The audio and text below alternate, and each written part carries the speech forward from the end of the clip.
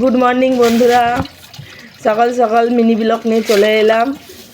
প্রচুর ঠান্ডা পড়েছে আজকে, অনেক সকাল সকাল উঠেছি। উঠে চাদর গায়ে দিয়ে ঠান্ডায় কাজ করতে পারছি না, তাতে করে চাদরটা গায়ে দিয়ে বাসন নিয়ে বেরোলাম। আগেই জানো যে মেয়েদের কাজ, ঘুম থেকে উঠে আগে সকাল সকাল বাসন মাজলাম, মেজে নিয়ে উঠোনটা ঝাড় দিইনি, উঠোনটা জল দিয়ে ধুয়ে দিয়েছি। কেন উঠোনে প্রচণ্ড বালি হয়, হাঁটা যায় না, ওই জন্য ঝাড় দিয়ে বালিগুলো তো যাবে না, একবারে জল দিয়ে ঝাঁটা দিয়ে ধুয়ে দিয়েছি। উঠোনটা পরিষ্কার হয়ে গেল। তারপরে আমি এদিকে উঠোনটার জলটা বার করে দিলাম। আমাদের সামনে ড্রেন আছে, ড্রেনের মধ্যে জলগুলো চলে গেল।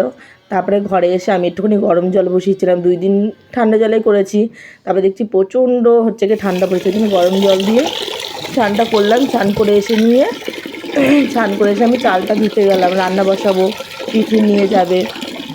চালটা ধুতে আসলাম। জলের স্পিড দেখেছো বন্ধুরা? চালটা ধুয়ে এসে আগে সিঁদুর পরে নিলাম, স্নান করে সিঁদুরটা না পরলে কেমন লাগে, সিঁদুরটা আগে পরে নিলাম। সিঁদুরটা পরা হয়ে গেলে আমি ওইদিকে ভাতের গ্যাসটা জ্বালিয়ে দিয়ে এসেছিলাম, দিয়ে এসে সিঁদুরটা পরতে এসেছি। সিঁদুর পরা হয়ে গেলেই তারপরে গেছিলাম তোমার ঠাকুর ঘরে গেছিলাম।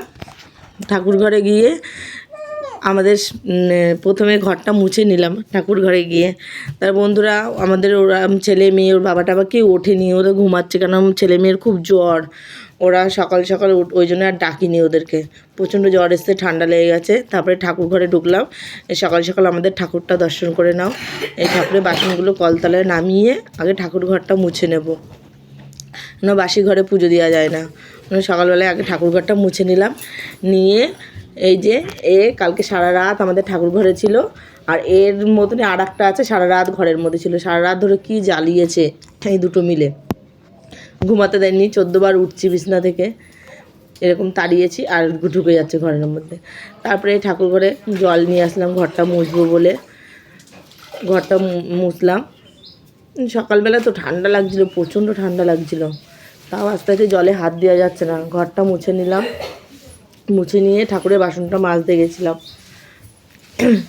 ঘর মুছতে গিয়ে প্রচুর সময় লাগে, এদিক সেদিক সরিয়ে সরিয়ে মুছতে হয়, ওই জন্যে সময়টা বেশি লেগে যায়। ঘরটা মুছে নিলাম, নিয়ে বেরিয়ে গেলাম। পাখাটা চালিয়ে দিয়েছিলাম, ওপরে পাখাটা চালিয়ে দিলে, ঠাকুর ঘরে পাখা লাগানো তো, তাড়াতাড়ি ঘরটা শুকিয়ে যায়। তারপরে সকাল সকাল আমাদের গোপুসোনাকে দেখো তোমরা, গুড মর্নিং গোপুসোনার দিক দিয়ে সবাইকে। ওকে ঘুম থেকে তুলে দিলাম, ওকে ঘুম থেকে তুলে দিয়ে সোয়েটারটা খুলে দিলাম, কেননা রাত্রেবেলায় খুব ঠান্ডা পড়ছিল, আমাদেরই ঠান্ডা লাগে, তাহলে ওকে কী করবো। ওই জন্য ওকে কালকে সোয়েটার পরেই আমার ছেলে শোয়াই দিয়েছিল। সোয়েটারটা খুলে বাসন কুসন মেজে আসলাম। গোপুসোনার এই যে মুখ টুক ধুয়ে ফ্রেশ পুরো, জামা প্যান্ট পাল্টে দিলাম। তারপরে এই যে বাটা সাজিয়েছিলাম, কী কী দিয়েছি বাটায় তোমরা দেখো। দেখে তুলসী পাতা তুলে নিয়ে আসলাম পেছন দিয়ে, সেই ভিডিওটা আর করিনি, পেছন দিকে গেছিলাম। আর তুলসী পাতা তুলতে গেলে একটা মন্ত্র আছে, তোমরা জানো তো? না জানলে কমেন্ট করো, বলে দেবো। তারপর তুলসী পাতা দিয়ে থালা গ্লাসে তুলসী পাতাগুলো দিয়ে দিলাম, দিয়ে ঠাকুরকে খেতে দিয়ে দিয়েছি। দেওয়ার পরে সত্যি কথা বলতে কি, সব ওই হাতে ফোন ধরে ধরে না সব কিছু দেখানো সম্ভব না, তাই জন্য কেটেই দিয়েই দেখাচ্ছি পুরোটা। এই দেখুন সবাইকে খেতে দিয়ে দিয়েছি, দিয়ে প্রদীপ টদীপ ধরিয়ে দিয়েছি একবারে। আর আমাদের খুব অন্ধকার, ঘরটা দেখা যায় না। তারপরে রান্নাঘরে চলে গেলাম, গিয়ে আমার বরের জন্য আর আমার জন্য আগে চা করে নিলাম। সকাল সকাল চাটা খেয়ে নিয়েছি, চাটা খেলে মুখটা ভালো থাকে। তারপরে আগে কিছু তরকারি কাটা হয়নি বলে মেথি শাকটা আগে কেটে নিয়েছি। বড়িটা ভাজা বসিয়ে দিয়েছি, দেখতেই পাচ্ছ। বড়িটা ভেজে ওর মধ্যে বেগুন ছেড়ে দিলাম, বেগুনটা ভাজা হয়ে গেলে আগে মেথি শাকটা কেটে নিলাম। এর মধ্যে না সকালবেলা প্রচণ্ড চাপ হয়ে যায়, তাড়াহুড়ো করে না হয় না, সময় হয়ে ওঠে না, ওই জন্য একটা একটা করে করি। একটু লবণ দিয়ে দিলাম, বেগুনটা একটু ভাজা ভাজা হয়ে গেলে মেথি শাকটা ছেড়ে দেবো। আর মেথি শাকটা একটু তিতো তিতো লাগে, তোমরা জানোই, যারা যারা মেথি শাক খাও। একটুখানি সামান্য চিনি ফেলে দিলে দেখবে অতটা তিতো ভাবটা লাগে না। যে বেগুন ভাজাটা একটু হলুদ দিয়ে দিলাম, দেওয়ার পরে বেগুন ভাজাটা নাড়লাম। বেগুনটা একটু যেই মজে হয়ে গেলো, সেদ্ধ হয়ে গেছে, তখনই মেথি শাকটা দিয়েছি। সব কিছু বলছি না, দেখাতে পারছি না ফোন হাতে ধরে। এই মেথি শাকটা হয়ে গেছে, যাওয়ার পর আমি তো আপনার মাছ ভাজা রয়েছে, মাছটা মশলা দেবো। একটু কালো জিরে তেলের ওপরে ফোড়ন দিয়ে দিলাম, দিয়ে নিয়ে এই মশলাটা করে নিয়ে এসেছি, মশলাটা দিয়ে দেবো। নিজে তেলটা গরম হয়নি বলে মশলাটা ছাড়তে পারছি না, নাহলে আবার কাঁচা তেলের গন্ধ বেরোবে, একটা বাজে লাগে খেতে। তেলটা গরম হয়ে গেলে মশলাটা দিয়ে দেবো। এই যে সর্ষে, পোস্ত, মানে অনেক কিছু মশলা দেওয়ার মধ্যে দিয়ে নিয়ে মাছটা করবো, শুকনো শুকনো করে করবো মাছটার। আলু ফালু কিছু দেবো না আজকে, কেন পটল আলুর তরকারি করবো তো এদিকে সব কিছুর মধ্যে আলু দিলে ভালো লাগে না। একটুখানি মশলা ধোয়া জলটা দিয়ে দিলাম তেলের মধ্যে, দিয়ে নুন হলুদটা দিয়ে দিচ্ছি, মশলাটা কষিয়ে নিই। এই যে লবণটা দিয়ে দিলাম তেলে।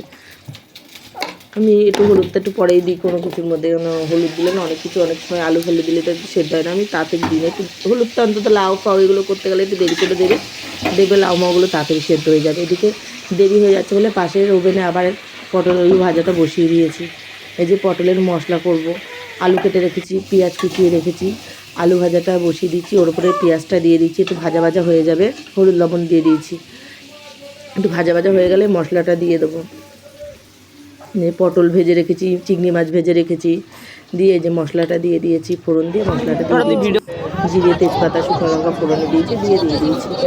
রান্না বান্না করলাম, করে নিয়ে সকালবেলা টিফিন খেয়ে আজকে আমাদের ওখানে আবার অনুকূলের উৎসব হচ্ছিল, ওইখানে আবার সবাই মিলে গেলাম। দেখেন ওখানে কত লোক, মানে যারা যারা না দেখবে তারা মানে বুঝতে পারবে না যে ওখানে কত লোক হয়েছিল।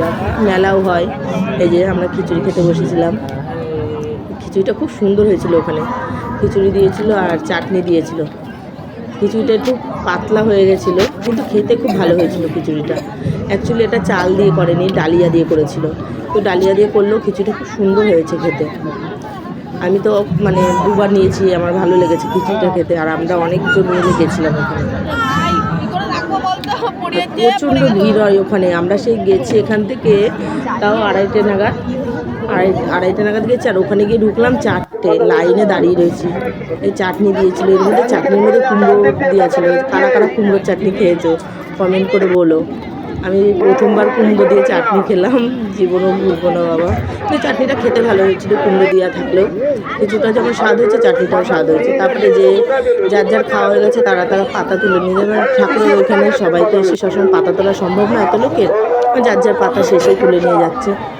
আমরাও হাতে পাতা তুলে নিয়েছি, নিয়ে ওইদিকে একটা পাতা ফেলার জায়গা করেছিল, পাতাটা ফেলে কলগুলো লাগিয়েছে, কলে হাতটা ধুয়ে নিলাম। কলে হাতটা ধুলাম, কলেও ধোবো কি হাত, কল পাড়েও প্রচণ্ড ভিড়, লোকে খাচ্ছে খেয়ে তাড়াতাড়ি হাত ধুতে যাচ্ছে, ওখানেও ভিড়, যেখানেই যাচ্ছে সেখানেই শুধু দাঁড়িয়েই থাকতে হচ্ছে। তারপরে কষ্ট করে এই যে ভেতরে ঢুকে হাতটা ধুলাম, ধুয়ে নিয়ে এদিকে সরে এসেছি। এদিকে মেয়েকে খুঁজে পাচ্ছি না, মেয়েকে হয়ে গেল ভিড়ের মধ্যে, মেয়েকে দেখা যাচ্ছে না। তারপর মেয়েকে খুঁজছিলাম কিছুক্ষণ, মেয়েকে খোঁজার পরে তারপরে আবার মেয়ে আসলো, এসে নিয়ে তারপরে একটু মেলা বসেছে। দেখো তোমরা অনেক কিছু বসেছিল মেলার মধ্যে, আমরা মেলাটা ঘুরছিলাম একটু, কিছু সেরকম একটা কিনিনি, শুধু বাচ্চা গেছিলো বলে একটা করে বেলুন নিয়েছে, ওরাও আর কিছু নেয়নি সেরকম, মানে কেনার মতন কিছু হয়নি। আর যারা যারা গেছিলো অত বাচ্চা না, একটু বড় হয়েছিল, ওদের খেলনাবাটি ছাড়া কি নেবে, ওরা আর খেলনাবাটি কি খেলার বয়স আছে। এই যে সবাই একটা করে বেলুন নিয়েছি, দেখেন সবার হাতে একটা করে বেলুনগুলি নিয়ে বাড়ির দিকে রওনা দিলাম। আর ওই যে আমাদের একটা পুচকু